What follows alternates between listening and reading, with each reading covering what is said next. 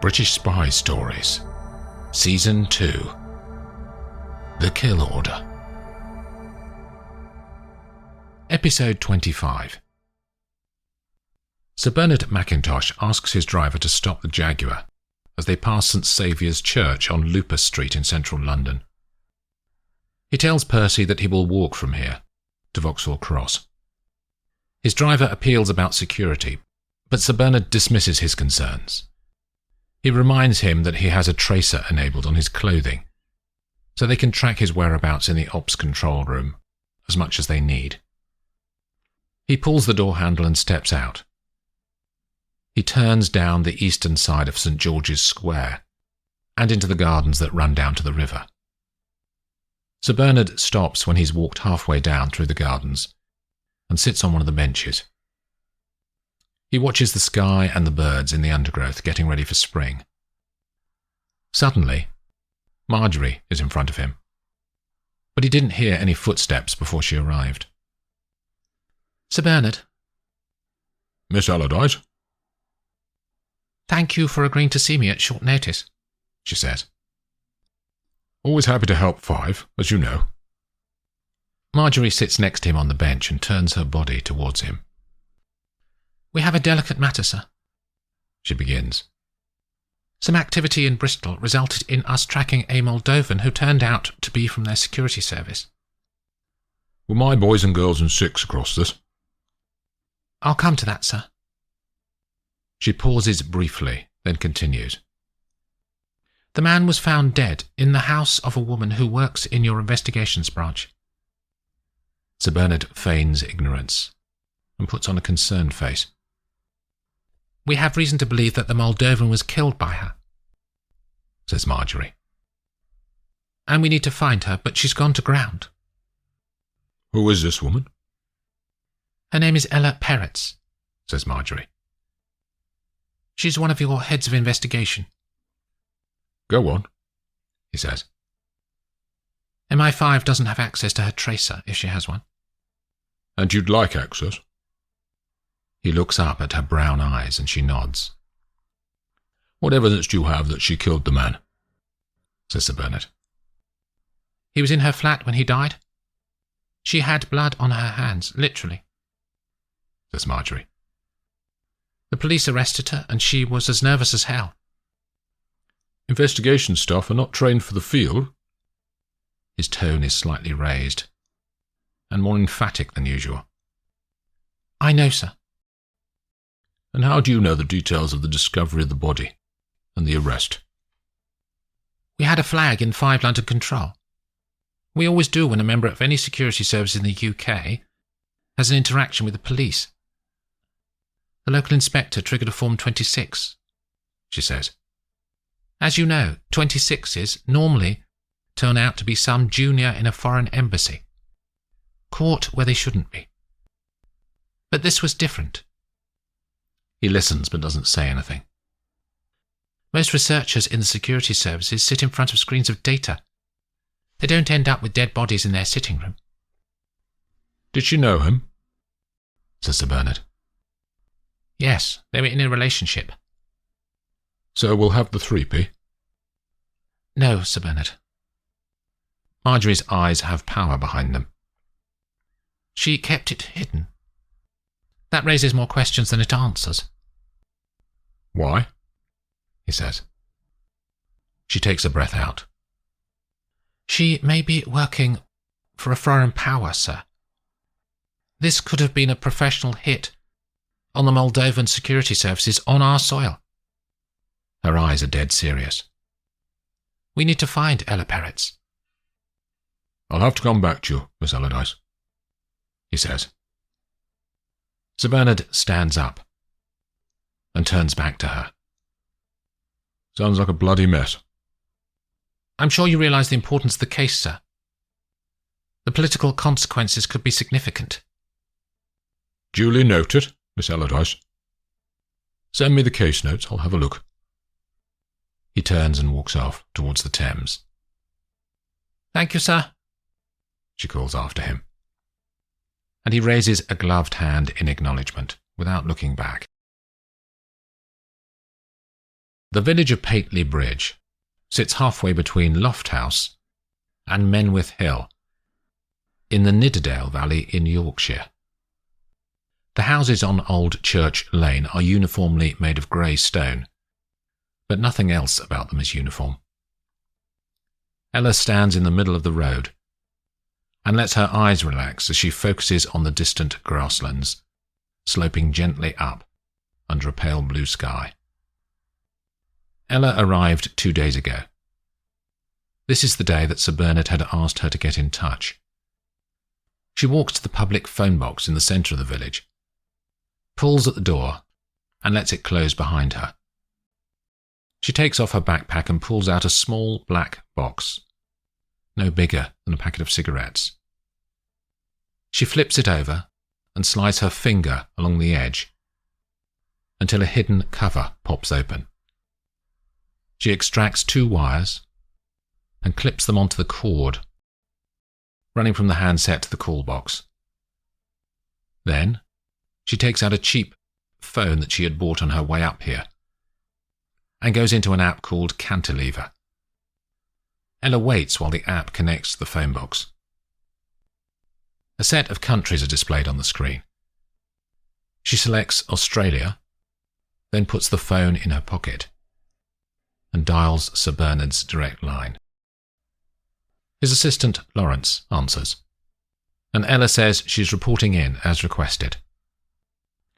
Lawrence tells her that Sir Bernard is already en route to see her today, and he will be arriving towards the early evening. She hangs up, detaches the box, and pushes the door open. She decides to go for a walk to pass the time. Ella walks along the lane, then turns onto a long footpath that slopes up towards the peak of a hill ahead of her. There are no sounds of modern life around, and she walks on, enjoying the views and the peace. She stops at some stage and looks out across the valley. She notices a man, dressed as a walker, 100 yards away, down the path that she's taken. She turns and walks on. After 5 minutes, she looks back, and he's still there, still 100 yards behind her. She quickens her pace. She reaches a road and crosses over to a path on the other side. After another minute, she can't see the man. He must have continued up the lane. Then, she sees him again, on the footpath behind her, but closer this time. She speeds up, putting more distance between her and the man. She turns back to the village when she reaches the next lane and hurries to her cousin's cottage. Her legs are starting to ache. Her breath is coming in shorter, harsher bursts. Ella reaches the village and her pace increases the nearer she gets to the front door. She slams the door shut and leans back against the wood, her lungs heaving for oxygen, and her heart beating hard in her chest. Laravel had insisted to Ulf that they must try and talk to Morrison again, after the failed attempt to convince him to come with them. They arrive outside the house on Blumenstrasse at noon and decide to sit and wait for the professor to emerge for his daily walk. When Morrison appears, Ulf follows him, and Laravel says she'll stay in the car, as the man will more easily spot the 2 of them on his tail. As she sits there, a message pings into her phone. She's expecting it to be Ulf, but it's Gabby. The message just says, "I need you, ASAP," followed by a grid reference, using the MI6 secure format. Laravel interrogates the grid ref, and it appears to be in the middle of a forest in Belarus. She replies with a single word, "Acknowledged." A few seconds later, another message pings in. This time it is Ulf, to say Morrison is on his way back. Laravel watches the road outside, waiting for Morrison and Ulf to return. she can see a couple on the other side of the road who don't seem to be relaxed. They are about the same age, late 30s, but in every other way they're quite different to each other. He is all energy and movement, while she is coolly reticent. The man is looking at his phone and seems to be following directions. Then, Laravel notices a single unnecessary movement. The man places his hand momentarily under his left arm, and she knows exactly what that means. He's armed, and he was nervously checking for his handgun. She steps out of the car, keeping her eyes fixed on the couple. They stop outside the house that contains Professor Roth's flat and ascend the stairs too carefully for civilians. They have a key to the door, and they disappear inside. Laravel has a Beretta M9 in a holster under her arm, and she hurries across Blumenstrasse and up the steps before the door has fully latched again on the auto-closer. She steps inside. The couple are not in the ground floor lobby, but she can hear footsteps drifting down the stairwell. Laravel follows the sound, keeping a distance between her and the couple. They stop and knock on a door above her. From what she can tell, it's Roth's flat. There's a pause. Then the door opens. "Professor Roth," says the man. "I'm Dr. Schuster. We spoke on the phone." "Here, doctor," says Roth. "I got your message, but I really am not in a position to help. But—" His words are cut short by the sound of scuffling, and Roth trying but failing to say more before the door slams shut. Laravel bounds up the stairs.